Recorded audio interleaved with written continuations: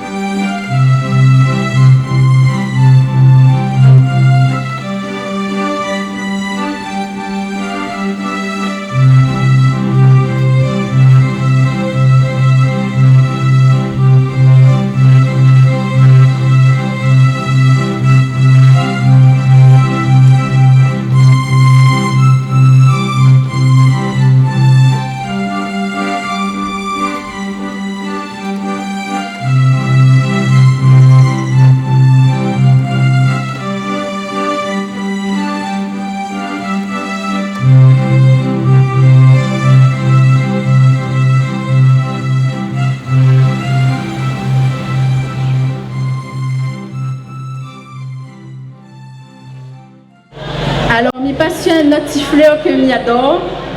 Est-ce que ça, tu connais combien de temps un fleur l'hibiscus il reste ouvert? Ça n'a pas le temps pour garder un fleur l'hibiscus, combien de temps il reste ouvert? Maintenant, on a d'autres affaires pour faire la journée. 2 jours, non, perdu. Non, pas une semaine. Ah là, non. 1 jour. Un fleur l'hibiscus, il reste ouvert 1 jour. Criquet, craquet. Les roues sont aux yeux dès que le soleil caresse son pétale. Les fans sont beauté et couleur son larme. Toute la journée, les pète en zarlant pour laisser l'odeur à la vie, butine son gaillard. Comme un prodesse, l'odeur à la vie, la donne à lui pour rester dans notre mémoire. Parce qu'il connaît, il n'a juste un journée pour respirer. Ça, c'est une leçon de vie, ça, comme a vu le petit fleur l'hibiscus, il reste ouvert juste un journée. Ça t'imagine, si un hibiscus, au lieu de fleurir, elle y pose à lui ta question, est-ce que il est au bon endroit? Est-ce que il rouvre côté gauche ou bien côté droite? Ton rose, elle est jolie, Et si t'es dans l'ombre, ben ça y est, la fini. Le soir a fini arrivé et la fleur est restée en bouton. À force s'occupe toutes les affaires sauf de lui-même là. Eh bien, le fleur il reste en bouton. Merci beaucoup pour l'attention. Donc du coup, je m'invite à découvrir le petit livre.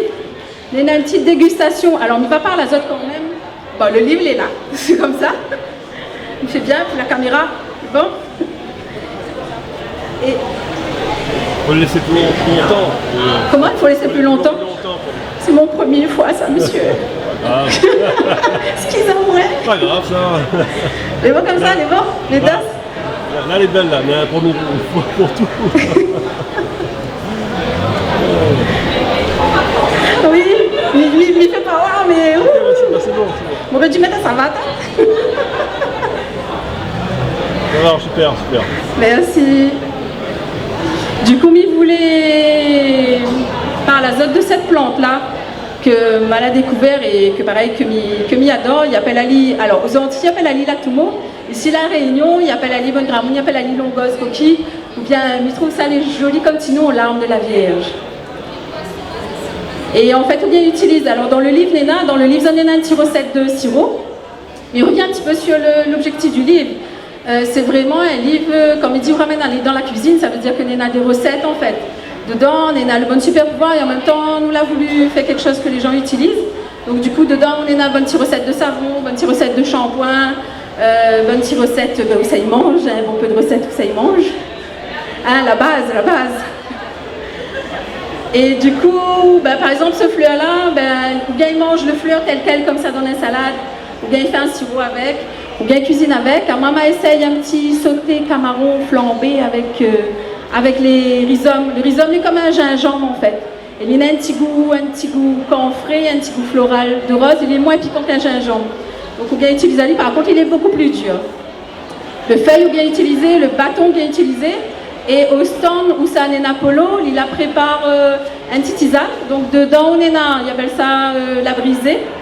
On a la tumo comme ça, donc les larmes de la Vierge. Et le dernier, et la citronnelle.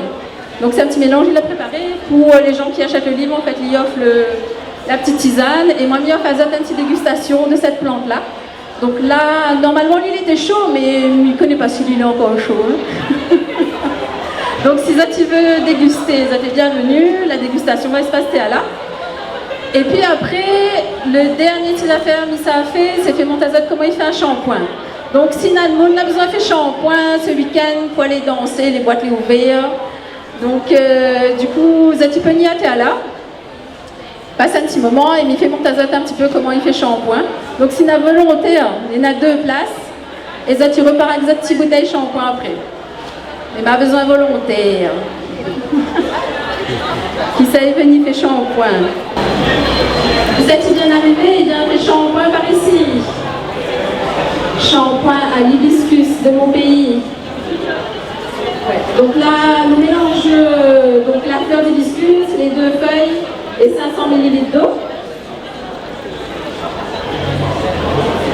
Et après, ça nous fait, ben, ça faut gaillard là, ça nous fait, nous trappe, nous malaxe l'hibiscus comme ça avec la feuille. Et on voit comme quand il fait bonbon manioc là, elle nous fait pareil, nous trappe la pâte, nous mélange à l'île, elle nous fait pareil avec le fleur. Le mélange, elle est bien dans l'eau. N'hésite pas à écraser bien. Comme ça, en fin de compte, cette banane appelle le principe actif. C'est là, il ressort dans le fleur après, ils doivent voir au bout d'un moment. Il est comme un petit jus, en fait, les gélatineux. Hein. Et du coup, c'est là, en fait, qu'il commence à fabriquer le shampoing. Donc, pas besoin de la paix. Envoyez-vous. Ça c'est comme le petit sketch Elitaku. Tu washi. Après tu smell un goût là. Et bien ça smell un goût, ben elle smell vraiment le flower là.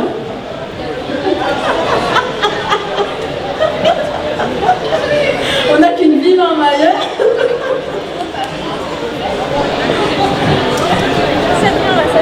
Ah là, tu worship bien là, le champagne arrive là, le champagne arrive. Ça tu vois la différence? Il devient plus gluant en fait. Alors là, nous l'avons fait avec l'hibiscus que nous l'avons dans la cour. Ça tu peux faire avec l'hibiscus rouge, qu'il appelle le coquelicot de Cayenne. Et du coup, d'abord la couleur sera différente, ce sera beaucoup plus foncé. Il tire vraiment sur le brun. Et d'ailleurs, l'hibiscus, c'est un colorant alimentaire qu'ils utilisent. Et puis, pour la petite histoire, est-ce que vous connaissez s'il y en a l'hibiscus endémique ici à La Réunion? Allez, madame Lagarde m'a dit, genre, jamais moi. Et bien, si, il y en a un hibiscus endémique à La Réunion, on le retrouve à l'île à Plaine. La banane commence à se replanter un petit peu partout, maintenant on le voit dans les bas. Et il a fait la ligne d'hibiscus borealus. Il y a full sapate marron. Full sapate parce que, en fin de compte, là, longtemps, quand tu gardes l'hibiscus, le bon pistil, quand tu gardes la zone-là, tu ressembles à un crabe. Et du coup, full sapate, c'est un mot malgache, il veut dire crabe. Et c'est une espèce que les protégés en voie de disparition. Donc, les hibiscus, il est endémique la Réunion en Maille. Pour moi, c'était une grande découverte. On a le couleur rouge et le couleur orange. Et par contre, c'est pas l'hibiscus, la forme qu'il est, c'est vraiment comme un arbuste, voire un arbre. Dans la forêt des bois, quand on est sur la route, là, on peut voir aller par le bas-côté. Mais c'est vraiment comme un arbre, il devient assez haut, il va de haut. Et bien, on utilise la lie avant contre la toux. En général, les hibiscus, ils utilisent aussi contre la toux. Madame est détendue maintenant. Les gars, on dirait que vous ne pouvez plus arrêter.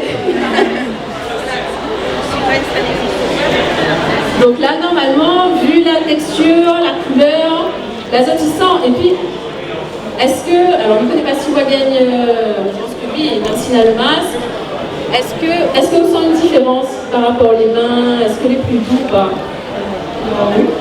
Oui. On n'est pas obligé de dire oui, hein? Oui. C'est ton dernier mot? Les plus doux. Et en fait, certains azotes qui sont super pouvoirs, ils appellent ça que les émollients. Et du coup, en fin de compte, il adoucit la peau. Et nous rendons bien compte de ça quand on fait ce malaxage, ce malaxage là. Alors, cette minute azote pour faire maintenant, chacun son tour. Donc, c'est essayer, alors vide. Bon, maman ramène nos dinettes, hein, personne ne dit pas rien. Donc, du coup, ce que tu vas faire, c'est de renverser, on va filtrer. Et pour quel que soit, si c'est un tisane, un shampoing, n'importe quoi, il faut toujours filtrer en fait. Hein. Quand tu prépares un tisane ou un liquide en fait à base de plantes, il faut toujours filtrer. Et en général, c'est un tamis, tu peux prendre un tamis ou sinon un petit tissu. Allez, ça ouvre peut-être faire là-dedans. Avec un demi-citron, un demi-jus de cuillère à café. Un demi-citron, ça va être trop. Et après, ça a un effet... comment dire ça? Le citron aussi, c'est bon en fait. Le jus de citron, c'est bon pour les cheveux. Il faut enlever toutes les traces de fleurs, de feuilles et tout dedans. Et ça, un petit peu... Alors, la nature est conserve, pas ça m'a rien, la nature consomme à l'île direct. Et là, le shampoing que nous l'a préparé, il dure 24 heures. On met aller au frigo, on l'utilise pendant 24 heures. Si vous voulez utiliser encore un petit peu plus longtemps, rajoute un demi, pour la quantité que nous l'a fait là, un demi-jus de citron, et il tient 3 jours. Et ce shampoing, comme super pouvoir, c'est... En fait, il fait briller le cheveu, les antipelliculaires. Et si ça va voir, maintenant, ils trouvent beaucoup en fait, de shampoings à base d'hibiscus, de coco. Mais en tout cas, l'hibiscus est très utilisé. Donc, ces histoires-là alimentaires, là, pas moi et l'autre. Quand ça t'est fait à où quand on t'est joué, quand on t'est malaxe avec l'hibiscus comme ça? T'es gaillard ou pas? Ok, ça va plus timide. Merci beaucoup, mademoiselle. Merci. Au revoir. Au revoir, au revoir. On va filtrer là. La mi-pense là, sinon, ouais, on va refiltrer là-dedans. Ça y est, la gueule shampoing pour le week-end. Elle vient pas laver la tête. Ah bah, ça sera chouette. Ça sera un moyen de finir avec la tête alors. Effectivement.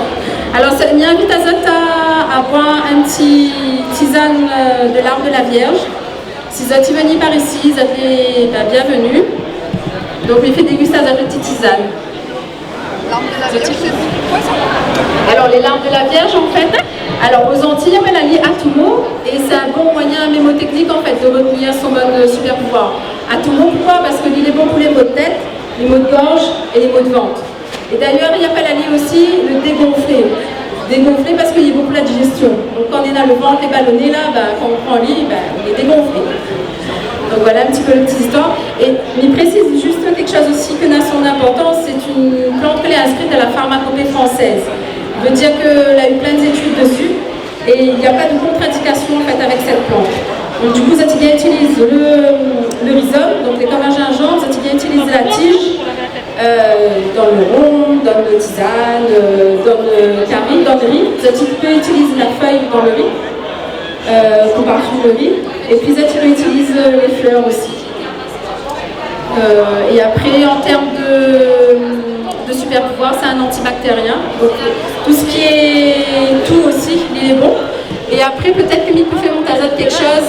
On appelle ça la théorie de la signature. Alors, il essaye, débrouille un peu. Est-ce que ça, tu connais c'est quoi la théorie de la signature? En fait, quand on regarde bien le fleur en dedans là, ici. Vous allez voir, en fait, la fleur à l'intérieur, il a une forme de bronche. Et tout ce qui est des problèmes respiratoires, c'est une fleur qui indique que ça les guérit. Et dans la nature, en fait, il donne à où souviens lire à lui. Il donne à où tout de suite, en fait, un peu, c'est pas son super pouvoir. Il donne à où, ça c'est son carte d'identité en fin de compte. Donc là-dedans, quand on regarde, on voit bien que Léna les bronches. Et en fait, il est bon pour tout ce qui est problème respiratoire. Alors, on va passer à la dégustation. Qui ça, il veut boire? L'apéro, est offert. Là, c'est les feuilles infusées. Là, j'ai fait infuser les feuilles et les tiges. D'accord, et les fleurs, non, ça Les fleurs, vous pouvez faire infuser. Là, en fait, c'est plus trop la saison. Donc, j'ai très peu de fleurs. Et du coup, en fait, c'est pour vous montrer la fleur. J'ai pas pu l'utiliser, en fait. En tout cas, chez moi, la saison, c'est plus vers octobre, novembre, mais au moins jusqu'à mars. Avril, c'est la pleine saison. Après, ça se tasse. Il y a encore des fleurs, mais très, très espacées. Et on voit que c'est un peu comme en hibernation, en fait. J'imagine que vous avez apprécié cette recette de shampoing à l'hibiscus de la part de Madame Hibiscus. Et je vous souhaite une bonne journée et on se donne rendez-vous pour un prochain numéro de Sous la Varangue. À très bientôt.